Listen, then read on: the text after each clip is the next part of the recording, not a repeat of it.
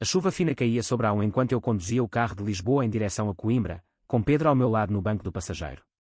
De repente, ele quebrou o silêncio que durava há quase uma hora e disse com a voz a tremer: João, eu não consigo mais fingir.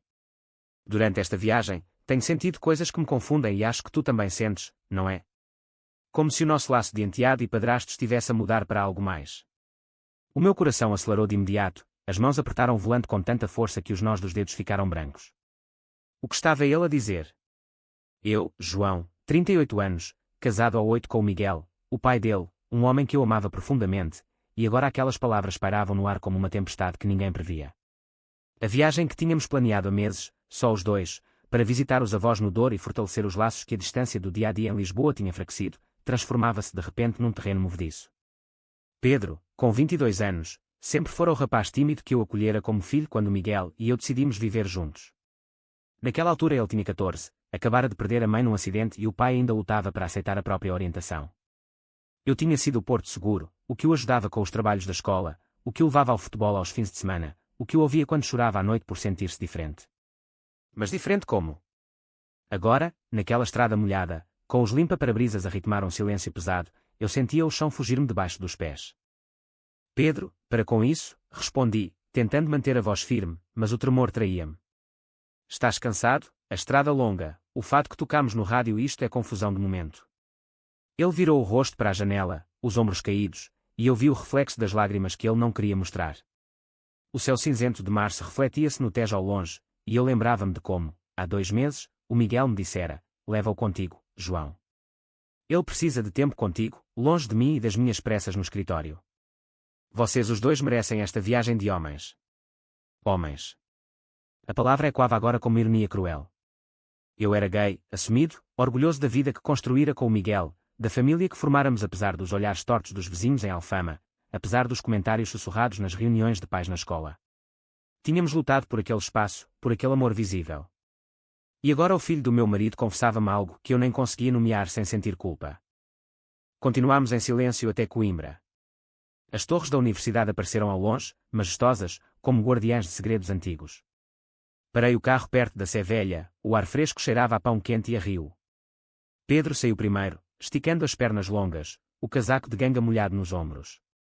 Desculpa, murmurou ele finalmente, sem olhar para mim. Não queria estragar tudo. Eu queria abraçá-lo como sempre fizera, mas o gesto que antes era natural agora pesava. Sentámo-nos num banco de pedra, o Mondego correndo lá embaixo. Fala comigo, Pedro. O que sentes exatamente?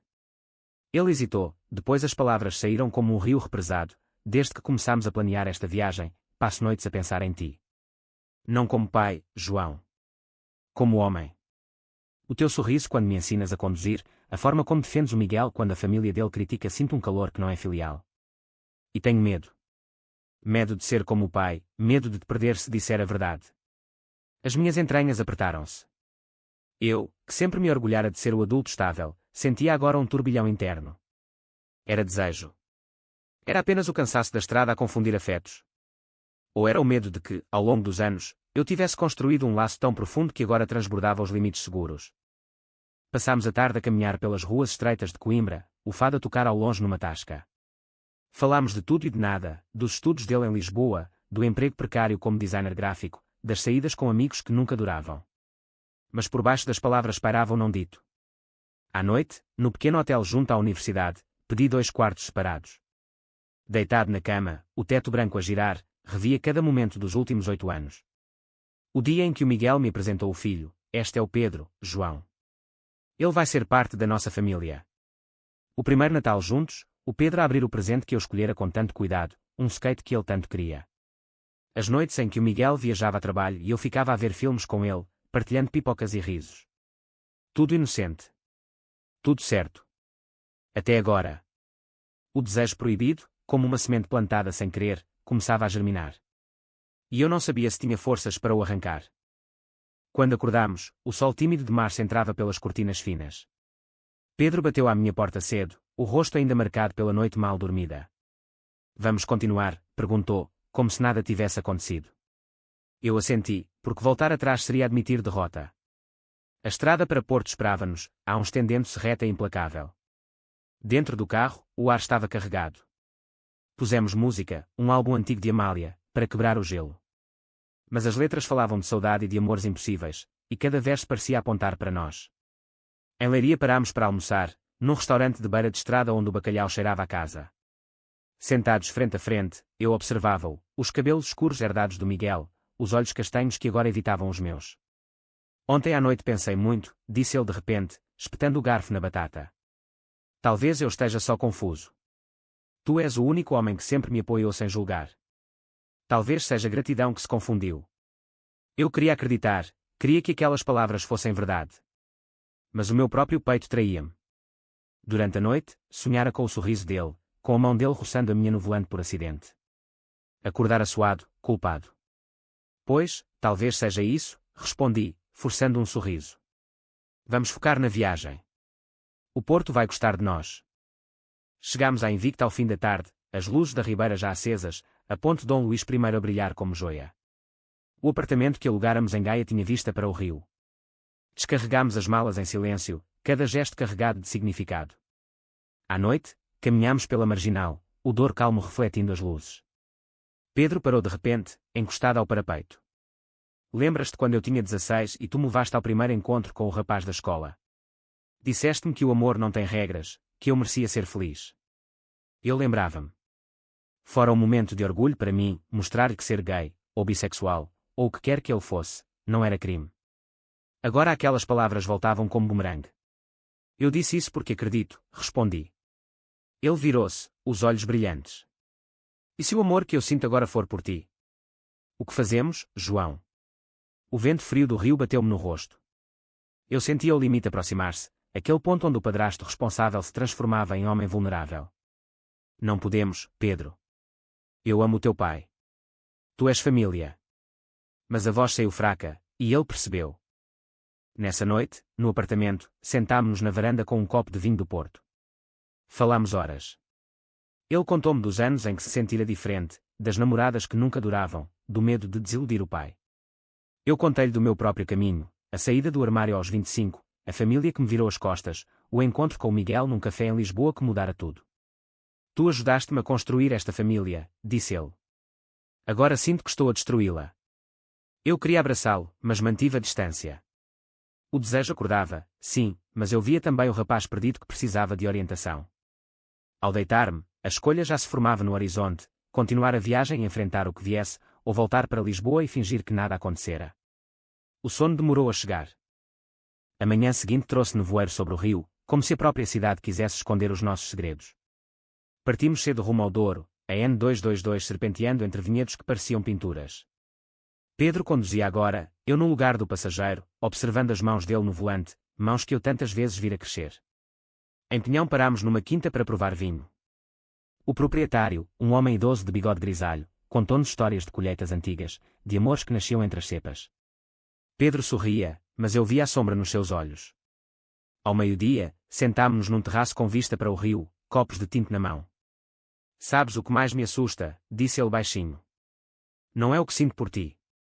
É perder-te como pai. A palavra pai acertou-me como soco. Eu nunca pedira aquele título, mas ao longo dos anos ele colara-se a mim. Tu não me vais perder, respondi, mas a voz traía dúvida. O vinho descia quente, soltando línguas. Ele falou do ex-namorado em Lisboa, um rapaz que o abandonara ao descobrir que Pedro tinha 2 pais gays. Ele disse que era demais para ele. Como se eu fosse contagioso.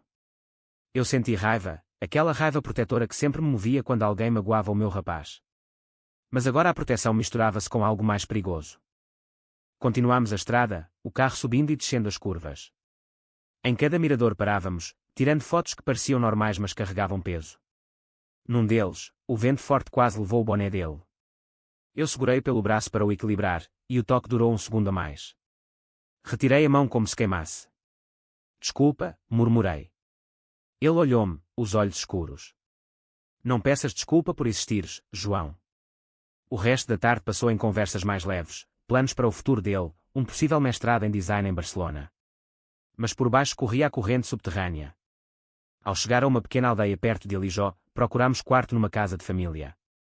A senhora idosa, ao ver-nos, sorriu, pai e filho de viagem. Que bonito. Pedro curou, eu forcei um sorriso. Na sala comum, enquanto jantávamos sopa e pão, a televisão mostrava um debate sobre direitos LGBT no Parlamento. Alguém comentou: "Isto vai longe demais, agora até enteados", o ar ficou pesado. Pedro levantou-se cedo, dizendo que estava cansado.